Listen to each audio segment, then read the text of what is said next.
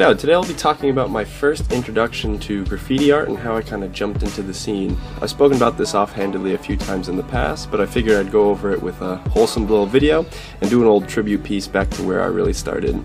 As some of you know, I'm a big snowboarder during the winter time, and back in 2008 I was really interested in making some stickers of different brands that I couldn't quite acquire and add them to my snowboard or snowboard helmet and whatnot. So I found myself on the internet looking up different tutorials on how to make stickers and how to make your own custom designs. And I happened upon some graffiti videos that more or less were all done on MS Paint. I'll do some quick cut-ins now of some of those old videos. And ironically enough, I was actually able to find one of the channels that I definitely watched quite a bit. And this is an uploader by the name of Leon. Pretty much all of his videos are on Microsoft Paint and a bunch of different styles and different names, but I more or less kind of followed along with them and made some of my own with my own name or some early tag names as well. And now I don't have the exact digital files of any of those, but some of these clips from my 500th video special show some of the early work that I was doing, probably more or less on MS Paint and then converting it to a drawing later, or just all of MS Paint and copying it over identically. I stuck with the digital stuff for quite a while. Most of my original designs I started in on a drawing and then converted it directly to the computer, or just started on the computer and then did a reverse and put it back to a drawing. So as many of you know, this is definitely not the traditional route for many artists. It's a pretty open-ended way to use it. I had both MS Paint on my hands as well as a really old version of Plndr, so I designed some of the stickers on screen right now in that program as well. MS Paint has pretty much stayed the same over the past 8 years, and more or less all the same functions and features that I was used to using back then could relearn pretty quickly and then apply back to my piece now. I definitely butchered any of the abilities that Corel had over top of Microsoft Paint. I was more or less just using the fill tool and the pen tool inside the program, kind of totally disregarding layers. This file must have had 60 or 70 layers of different lines, which made any time going back over those lines or finding them again in the big layer stack up nearly impossible. So definitely didn't learn as I should have for the higher end program, but my time spent with MS Paint definitely kind of taught me a way to work, and I just kind of stuck with that workflow into using other programs and whatnot. Probably haven't gone back since those early days and made anything in MS Paint, but I thought this would be a fun video to use. And there's even a couple new kind of 3D features, and I don't even know if you can do some new 3D modeling with some of the stock programs from Microsoft on Windows 10, but hell, they're definitely getting better as that technology gets a little bit easier, so I'm sure people can leverage quite a few of these techniques to make some actually half-decent designs on the computer now. Now, the line quality on the piece wasn't horrible, but as you get the larger sizes, you're kind of limited to how thick of a straight line you can actually make.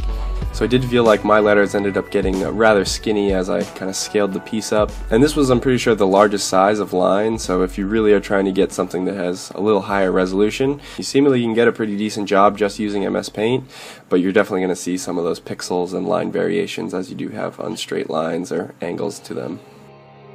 I definitely have to admit that this was not my first attempt at a piece. I was playing around with it quite a bit.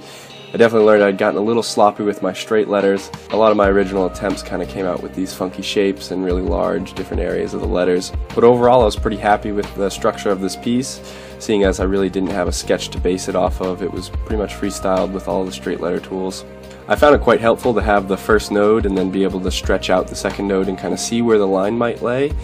Because normally when you're drawing a straight letter you might have to put a whole line down to see if it's in the right place or not, whereas this you can kind of take the point where you want it to go and stretch it around and see what kind of might fall in line as being the best option for you.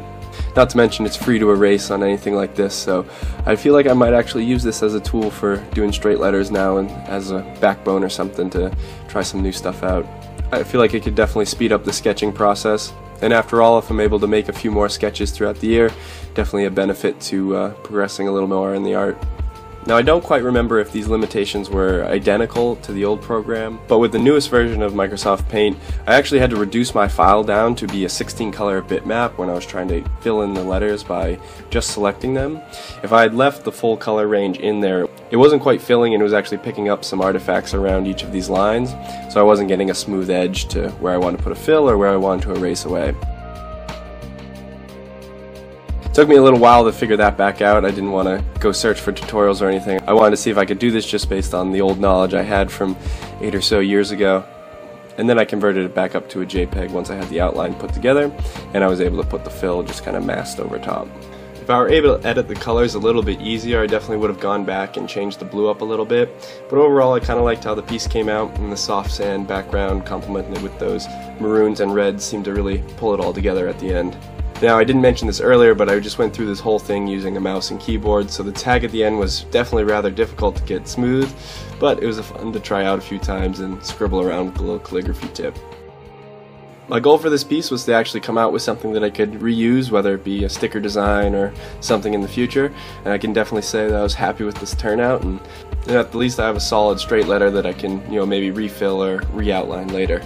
I'm always going to push for some interaction down there in the comment section, so if you guys have a cool or unique story about how you got involved in graffiti, be sure to leave that down below. I know a lot of you guys range from beginners to some intermediates to even some more advanced artists, so it's always nice to see how different people maybe got influenced or different people got inspired to jump into trying out some art, or even more specifically graffiti. Definitely a big shout out to Leon for keeping those videos up all this time and inspiring me way back when to get involved in graffiti, as well as more of the sticker scene that further then re-inspired more graffiti. If you enjoyed the video and want to show some support to the channel, feel free to spray that like button or consider subscribing. I post speed art videos like this, product reviews, and other graffiti content on my channel just about weekly. So I'm sure if you enjoyed this video, there's going to be some other videos that you'll also like. I'll have a bunch of Leon's videos linked in the description if you want to check some more of those out to see where I came from, and as well as a link to that 500th video special I mentioned before, where I talk a little bit more and go a little bit more in depth into some of my original drawings. That's going to do it for me, guys. Peace.